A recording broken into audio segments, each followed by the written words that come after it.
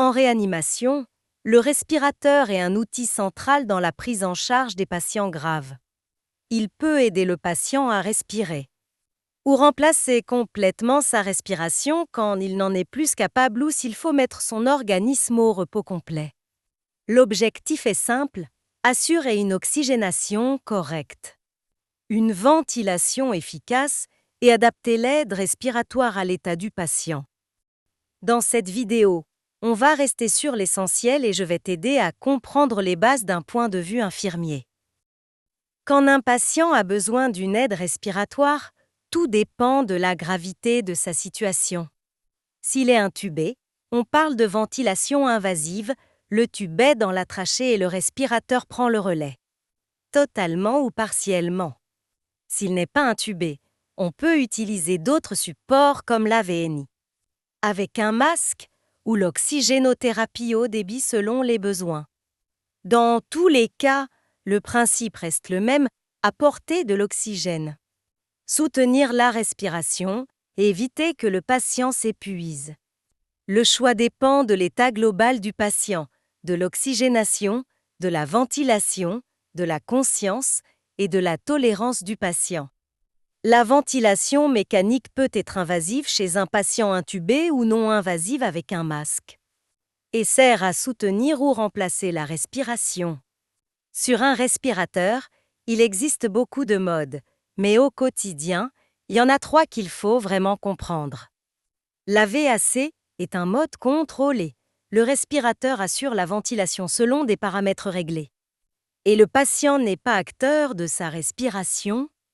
La VSAI, c'est l'aide inspirate, le patient déclenche ses cycles respiratoires. Et le respirateur vient l'aider à chaque inspiration. La BiPAP, dans ce contexte, peut être vue comme un mode intermédiaire, le patient garde une activité respiratoire. Mais le respirateur apporte encore un soutien important. L'idée à retenir, c'est que plus le patient va mieux, plus on essaie progressivement de le rendre acteur de sa respiration.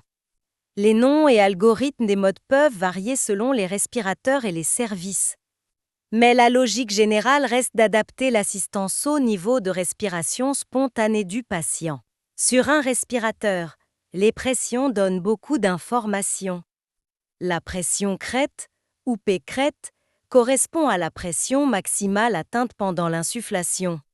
Si elle augmente, il faut penser à tout ce qui augmente la résistance des sécrétions, une sonde coudée, un spasme, une toux, une désadaptation ou un problème sur le circuit.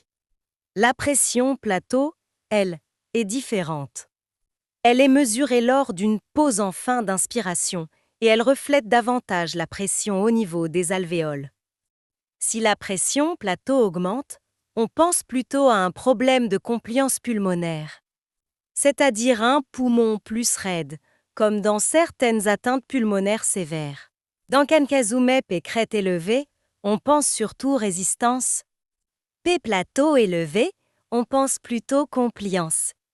Et dans tous les cas, une pression qui change brutalement doit faire regarder le patient, la sonde, le circuit et le respirateur. La P-crête reflète notamment la résistance des voies aériennes, du tube et du circuit, tandis que la P-plateau renseigne davantage sur la pression alvéolaire et la compliance. Le trigger, c'est ce qui permet au respirateur de détecter que le patient veut inspirer. Quand le patient fait un effort inspirate, le respirateur le reconnaît et déclenche une assistance. S'il est trop sensible, le respirateur peut déclencher tout seul, parfois à cause d'un mouvement, d'une fuite ou d'un artefact. S'il n'est pas assez sensible, le patient fait des efforts, mais le respirateur ne les reconnaît pas. Et là, le patient peut se fatiguer, lutter contre la machine ou devenir désadapté. En pratique infirmière, c'est très important d'observer les courbes et le patient. Est-ce qu'il déclenche bien? Est-ce que le respirateur répond qu'il y a un décalage entre l'effort du patient et l'aide de la machine? Un bon trigger, c'est du confort, de la synchronisation et souvent une meilleure tolérance de la ventilation. Les alarmes du respirateur sont réglées médicalement mais leur surveillance fait partie du quotidien infirmier.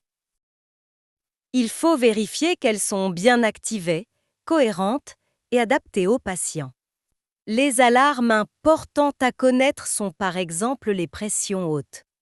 Les pressions basses, l'apnée, le volume minute, la FiO2 ou encore la PEP selon les respirateurs. Une alarme pression haute peut évoquer des sécrétions, une sonde coudée, une toux, une désadaptation ou une augmentation des résistances.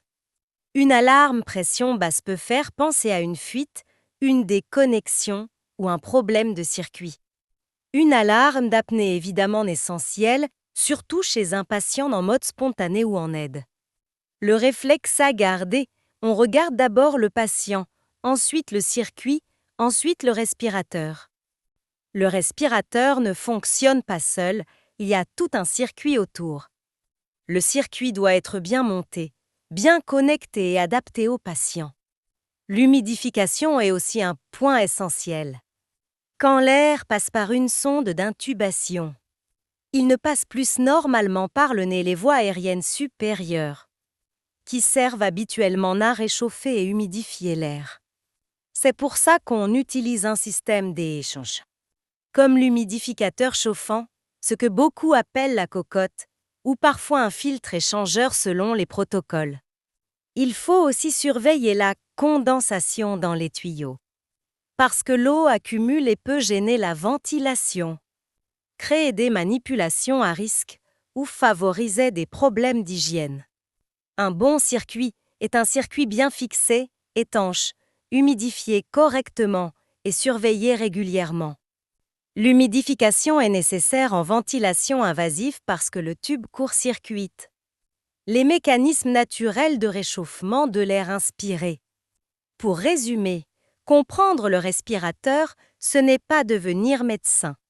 C'est savoir reconnaître les grandes logiques de ventilation. Le mode VAC, souviens-toi que le respirateur contrôle la ventilation. Le mode VSAI, c'est le patient qui déclenche et le respirateur qui l'aide. Pour finir, le mode BiPAP, c'est un mode plus intermédiaire, avec une assistance encore importante. Il faut aussi surveiller les pressions, le trigger, les alarmes, le circuit et l'humidification. Et surtout, ne jamais oublier la base, le respirateur donne des informations. Mais c'est toujours le patient qui donne la vérité clinique.